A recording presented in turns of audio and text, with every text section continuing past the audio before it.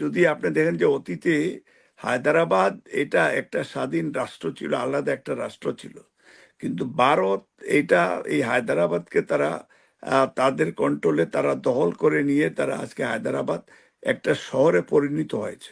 তারা এই যে অন্যায়ভাবে যে তারা এই বিনা বুটে ক্ষমতায় হয়তো টিকে থাকতে পারতেন না, কারণ এটা ভারতের সরাসরি ভারতের প্রত্যক্ষ মধ্যে এবং ভারতের এবং এরপরে তো আবার দেখেন যে মাসাদ এখানে জয়েন করেছে। প্রাইভেট হসপিটালও আছে, সরকারি হসপিটালটাকেও যদি আরো আমরা সুন্দর করাপশন না করে, দুর্নীতি না করে যদি হসপিটালগুলিকেও যদি আমরা প্যাট্রোনাইজ করি, তাহলে আজকে আমরা ভারতে কেন যাব? আমরা ওনাদের কাছ থেকেই মূলত আজকের ইয়েটা সবাই শুনবে এবং জানবে। তো আমি যেহেতু আজকে আপনি বলেছেন যে বাংলাদেশের বিষয় নিতে, আমি প্রথমেই শ্রদ্ধা জানাই বাংলাদেশের প্রথম প্রেসিডেন্ট, স্বাধীনতার ঘোষক শহীদ রাষ্ট্রপতি জিয়া রহমান সহ যারা বিভিন্ন গণতান্ত্রিক আন্দোলনে আত্মাহুতি দিয়েছেন, তাদের আত্মার মাগফিরাত কামনা করছি। তার সাথে সাথে আমাদের নেত্রী খুব অসুস্থ, এবং ফরহাদ ভাইরা তো দেশের বাইরে আসতেও দিচ্ছেন না, কারণ আমরা তো ভারতে যাওয়ারও আমাদের সুযোগ নেই এবং বাংলাদেশের কোথাও বাইরে যাওয়ারও জায়গা নেই। বাংলাদেশের ভিতরে অনেক কষ্ট করছেন। তো আমরা নেত্রীর জন্য আমি দোয়া চাইছি যে নেত্রী যেন অচিরেই সুস্থ অবস্থায় ফিরেন।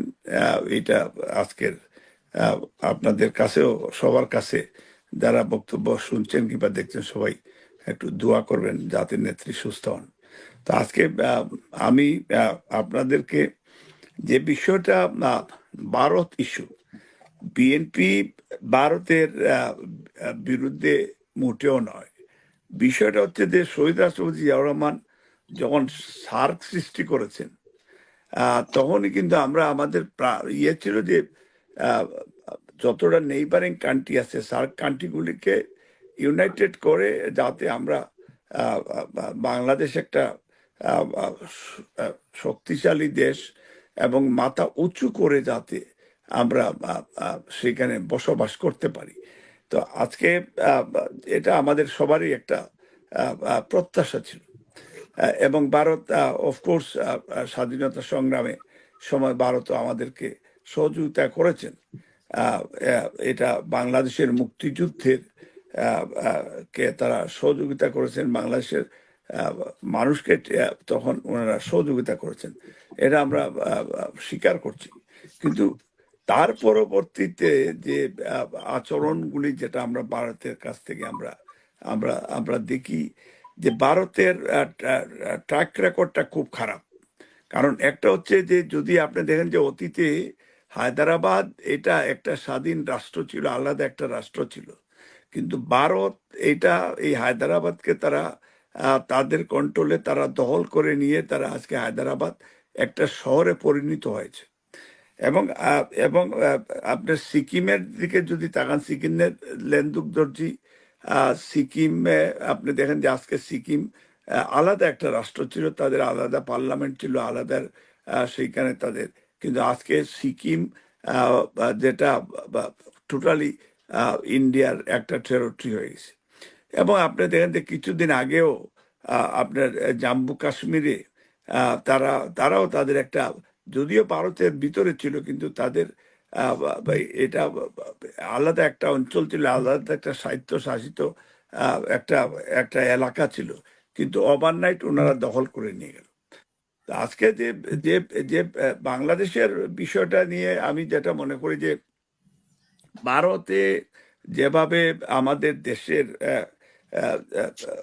এটার জন্য আমরাও রেসপন্সিবল। আজকে যে আপনার সাবেক পররাষ্ট্রমন্ত্রী যে বক্তব্য দিচ্ছেন, এটার জন্য আলটিমেটলি ওনারাও দায়ী, কারণ ওনারা কিন্তু গত দেখেন বাংলাদেশে একটা গণতান্ত্রিক বাংলাদেশ যেটা, সেই সাম্য, মানবিক মর্যাদা, ন্যায় বিচার, এটা আমরা সবাই যে কারণে মুক্তিযুদ্ধ হয়েছে।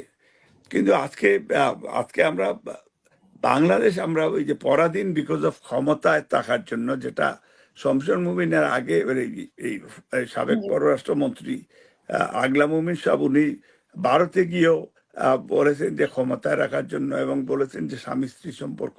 ওনারাই কিন্তু মূলত উনি তো আজকে বাংলাদেশ। বলেছেন যে খবর ছিল, মানে যদি বাংলাদেশের হ্যাঁ, এই তো এটা সম্পর্কটা না এটা থাকতো, এ- মানে এটা খবরটা আসলে এর কি হইতো?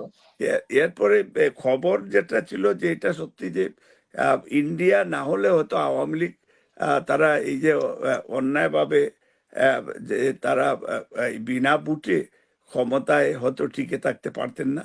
কারণ এটা ভারতের সরাসরি ভারতের প্রত্যক্ষ মধ্যে এবং ভারতের এবং এরপরে তো আবার দেখেন যে মাসাদ এখানে জয়েন করেছে, যে যেটা যেটা আমাদের আহ, এই আহ, যে তারা বলেছে যে আল জাজিরা যেটা বর্তমান প্রধানমন্ত্রীকে তারা মাফিয়া বলেছে। এবং এটা এটা অপ্রিয় হলে সত্য যে আজকে জেনারেল আজিজের মতো লোকে তারা হাজার কোটি টাকার মালিক হয়ে যায়। আহ, আহ, আহ, আপনার পুলিশের আইজি দে আর বিলিয়নার। এবং আজকে দেখেন যে আপনার আসাদুজ্জামান মিয়া পুলিশের একজন আপনার কর্মকর্তা, আজকে পুলিশ কর্মকর্তা, উনি সাবেক পুলিশের আপনার ডিআইজি। আজকে ওনার কাছ থেকে আমরা এইগুলি একটু এক্সপ্লেনেশন আমরা আশা করব যে ওনারা বলবেন নিরপেক্ষভাবে যে বর্তমান।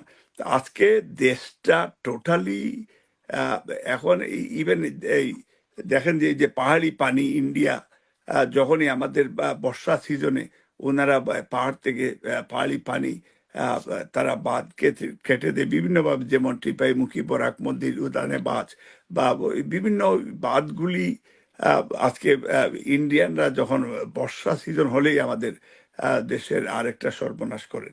তো আজকে এই যে তড়িৎ গতিতে সেই দিন বা এর চিকিৎসা আগে ব্যবস্থা তারা তো সুবিধা হয়েছে, চিকিৎসা ব্যবস্থার জন্য তো না মানুষের না চিকিৎসা প্রথমতে যে আপনার চিকিৎসার জন্য আমরা ভারতে কেন যাব? চিকিৎসার জন্য আমাদের দেশের যদি দেশের হসপিটালগুলি যদি ভালো সেবা দান করে, দেশের ডাক্তাররা ভালো ভালো ভালো ভালো ডাক্তার আজকাল বাংলাদেশে আছে, ভালো ভালো প্রাইভেট হসপিটালও আছে। সরকারি হসপিটালটাকেও যদি আরো আমরা সুন্দর করাপশন না করে, দুর্নীতি না করে যদি হসপিটালগুলিকেও যদি আমরা প্যাট্রোনাইজ করি, তাহলে আজকে আমরা ভারতে কেন যাব? ভারতে যাওয়ার তো প্রশ্ন ওঠে না। আর ভারতের সব গরিব মানুষ তো যেতে পারছে না, বিকজ বাংলাদেশ থেকে হয়তো যারা কিছু উচ্চবিলাসী বা যাদের কিছু পয়সা পাতি আছে তারা শুধু হয়তো ভারতে যাচ্ছেন। তো ভারতে আমি এই অর্থনৈতিকভাবে তো এটা ভারতকে আমরা ইনডিরেক্টলি সহযোগিতা করছি। তো আজকে যেটা আমরা মনে করি যে অতীতেও এই বাংলাদেশের প্রধানমন্ত্রীকে তারা মুখ্যমন্ত্রী বলেছেন, এবং তারা বাংলাদেশকে, আমি মনে করি যে টোটাল বাংলাদেশ আজকে টোটাল আমরা এখন পরাধীন হয়ে গেছি। এবং ইন্ডিয়া যেটা জি, শেষ যে করবেন মালিক ভাই।